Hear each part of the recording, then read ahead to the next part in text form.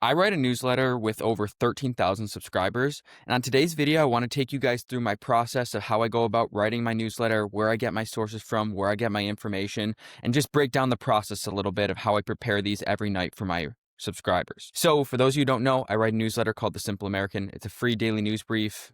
It is a quick 1 minute read of the biggest things that happen in the day in terms of politics, economics, and business, with 8 to 10 bullet points, quick, easy to understand, and it's written as unbiased as possible.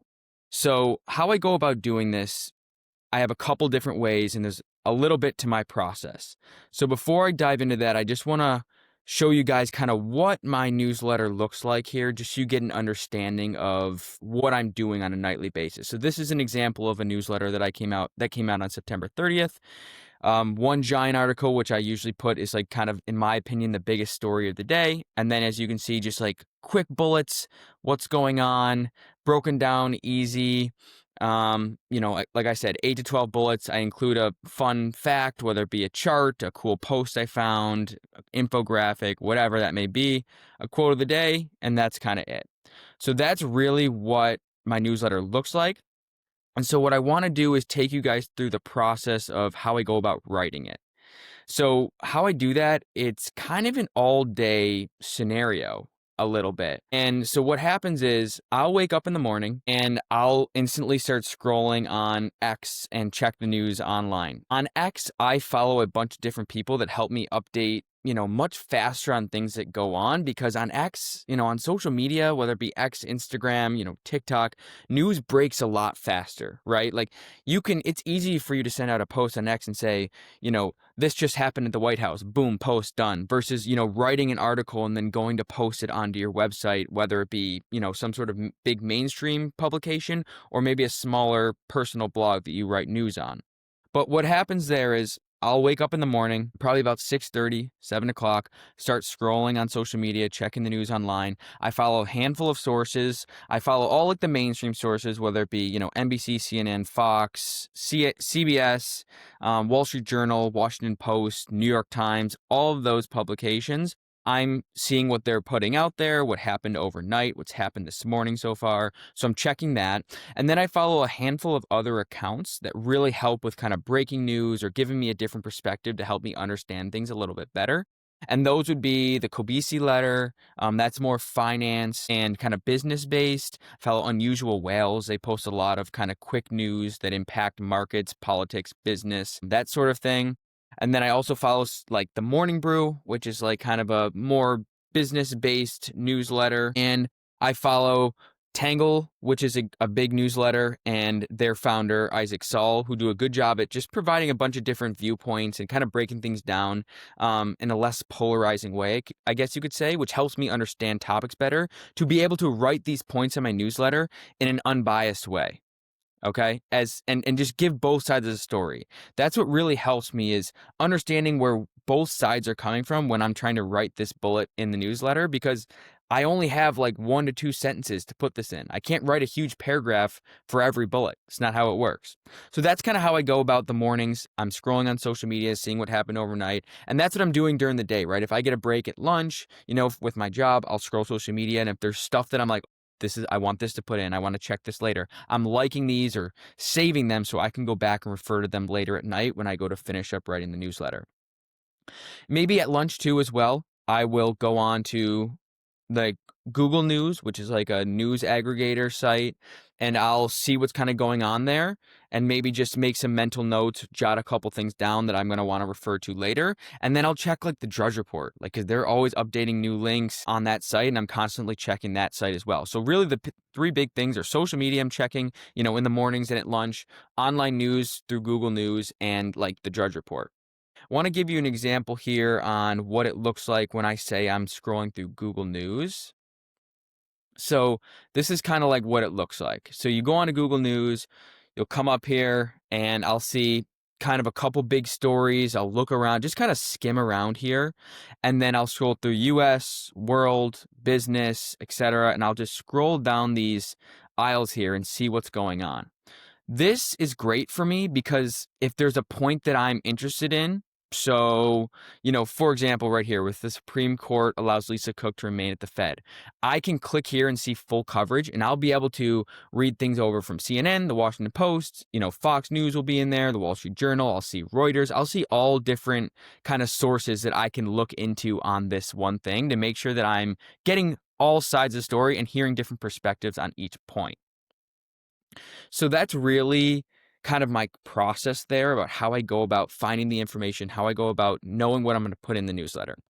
Then the hard part kind of comes at the end of the day when, 5 o'clock rolls around when I'm done with work. I get on my computer, I open up Beehive, which is where I write my newsletter, and I'm referring back to all the things I, liked and saved on social media. And I'm scrolling through that Google News aggregation to pick out points and pick out what articles I'm going to hyperlink into the newsletter.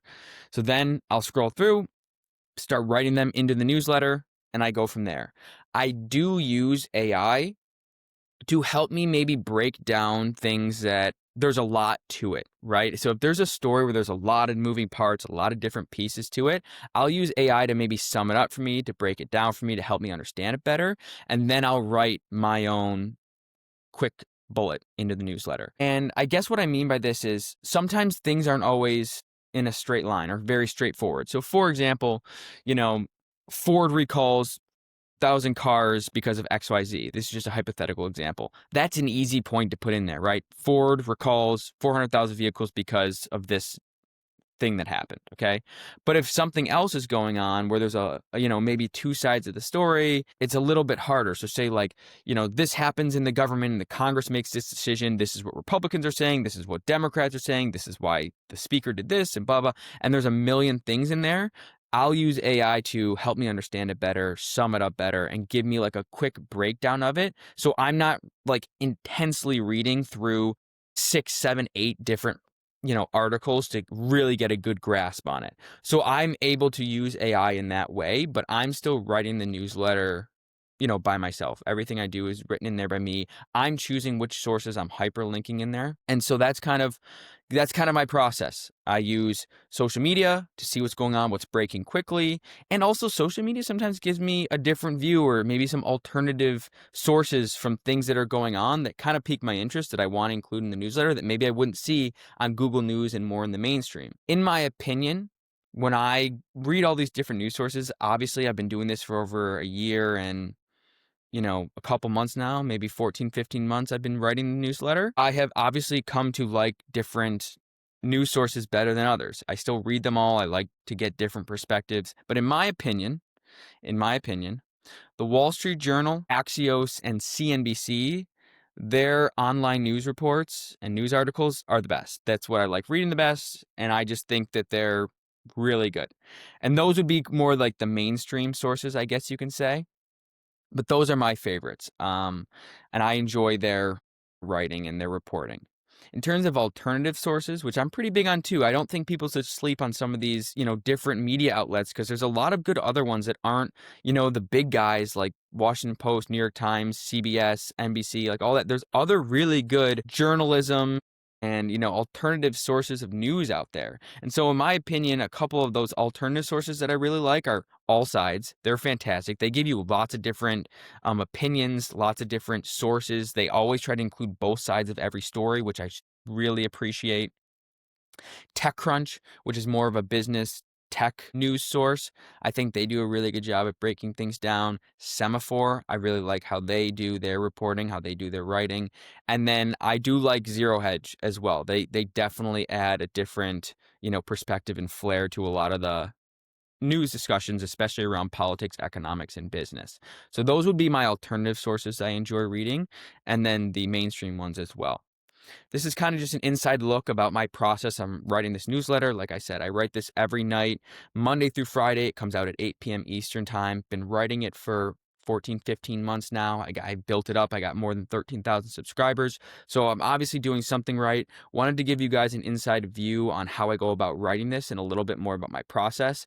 I would say on a day-to-day basis, this probably takes me 4 to 5 hours to write this, make sure that all the bullets are kind of edited, they sound good. I have a couple of friends and family members that will help me review it to make sure that I'm not leaning one way or the other, because that's super important to me. I just am simply trying to state what happened the day in as simple of a form as possible. But that's my process. Been doing it now, like I said, 14, 15 months, plan to continue it. I'm really enjoying it. It helps me stay up to date with what's going on in the world around me, which is, a passion of mine. I love the news. I'm very blessed that I have all these sources that I can get information from. I enjoy being informed, and that's what I try to do with people with my newsletter. So that's a little bit inside to about my process. If you guys would like to subscribe, I'm going to leave the link in the description. Please subscribe to my channel and like this video, and we'll see you guys next time.